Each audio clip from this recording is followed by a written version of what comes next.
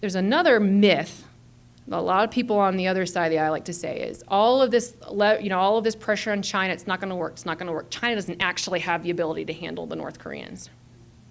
The Chinese government provides more than 95% of North Korea's trade. It is the lifeblood of the North Korean regime. And when you hear people say, the more we sanction North Korea, the more we're going to hurt the North Korean people, sadly, the North Korean people are already suffering. The money that goes to the North Korean regime goes to funding the missile and nuclear programs to hold the United States at risk of nuclear attack, period. Okay? So the more we pressure the North Korean regime, the more we get China to cooperate with the United States. What does China not want? Ultimately, China doesn't want the United States to unify the Korean Peninsula. China doesn't want us in the region at all. China doesn't want us to have a great relationship with Japan. China doesn't want a bunch of North Korean migrants or refugees going into China if there's a war there. So China has a very serious stake in seeing this situation handle without a conflict. But again, China has also allowed Kim Jong-un, the Kim Jong-un dynasty, to misbehave the way it has because he can use it as leverage against the United States. But somebody got a little too far out ahead of himself, and so that's Kim Jong-un. And so now China is in the position of trying to figure out is the American president serious, or is he bluffing like every other American president bluffed before him? So that's the challenge for Mr. Trump, is to convince Kim Jong-un and the Chinese that, oh no, I'm serious, and Secretary Mattis and Secretary Tillerson and Ambassador Nikki Haley. Okay, so when you hear President Trump saying things that like, oh wow, that sounds very blunt. Well, he's not speaking in nuanced terms to please the New York Times editorial board. He is speaking in a way to try to convince those in Pyongyang. And that is going to be the most effective way to deter war and preserve peace. And so when you hear people say that what the North Korean regime wants more than anything is regime survival, the way I explain it is, it isn't Kim's nuclear missile program that will ensure his regime's survival. Okay, right now he thinks it's a nuclear missile that's going to ensure his survival. Rather, it is meeting U.S. demands under President Trump that will ensure Kim's survival. And once Kim is convinced of this, then Secretary Tillerson can walk him through the next steps, but the channels will not be open forever, as the Secretary of State's spokesman recently said. And then I want to talk a little bit about the missile defense program and why this dovetails with it here. So while the Obama administration was employing this strategic patience against North Korea, it was doing something else. It was cutting U.S. missile defenses. So, little history on this.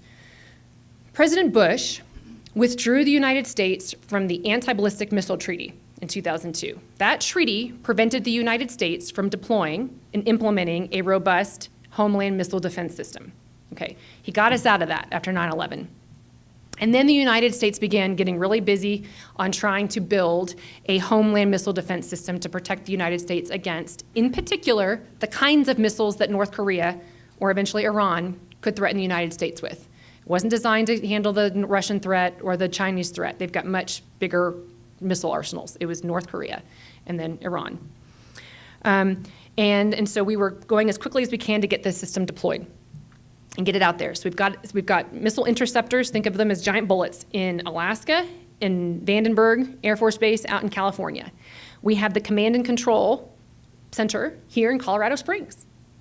Soldiers right now watching the globe for missile launches and coordinating with and collaborating with those Fort Greely, Alaska, and Vandenberg Air Force Base in California. Keeping the country safe, that's what they're doing. When President Obama, when he was candidate Obama, he said, quote, I shouldn't say quote because I don't have it in front of me, but he said something along the lines of, I don't agree with missile defense, okay? And this is the old sort of anti-Ronald Reagan missile defense thinking that building strong defenses would kick off an arms race and therefore it's destabilizing. Okay, well, I got news for those who still think that. The enemy has been building offensive capabilities, not only in spite of the fact that the United States wasn't building defenses, but because the United States wasn't building defenses. They've been exploiting those vulnerabilities. And so, so when President Obama entered the White House, he got a bunch of security briefings, and he realized, okay, wow, I guess our missile defense systems do work, and there's really bad guys that are launching missiles at us. So I'm not going to get rid of the whole missile defense system, but I am going to cut it in half. So that's what he did. He cut the ground-based mid-course defense system, that's the homeland missile defense system, in half. And then a couple years later, when North Korea started advancing its missile program, he realized that those 14 ground-based interceptors, those are the missile interceptors, the bullets that he cut from Fort Greely, Alaska, he realized that we probably do need those.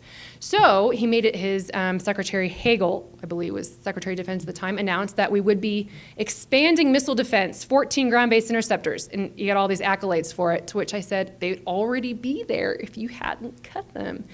So we've been playing catch-up ever since on missile defense.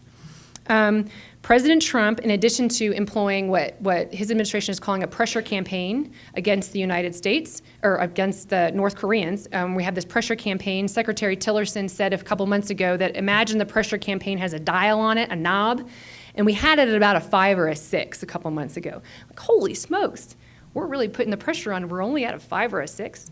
Yikes. There's a lot more we can still do, and more has been done since then.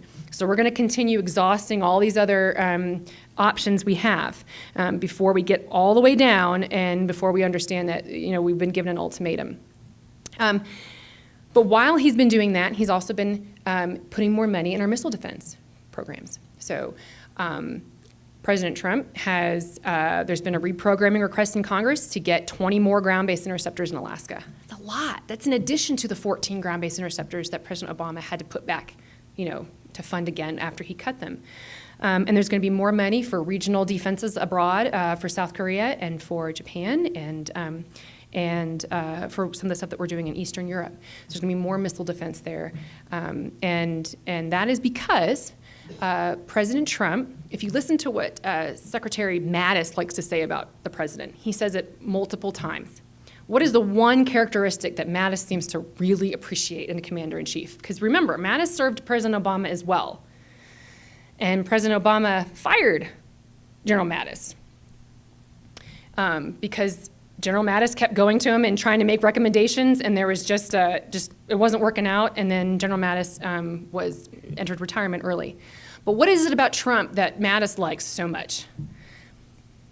He's persuadable. And so many people in Washington, D.C. look at that as a negative thing. I'll tell you what, it is not a negative thing. You can kind of a guy that comes in who's spent his whole entire career in the private sector, and some of this stuff he doesn't know. He doesn't know about the long history of missile defense or the nuclear triad, and a lot of people hit him about that, hit him for not knowing, what he should have known as a guy who's been a very successful businessman.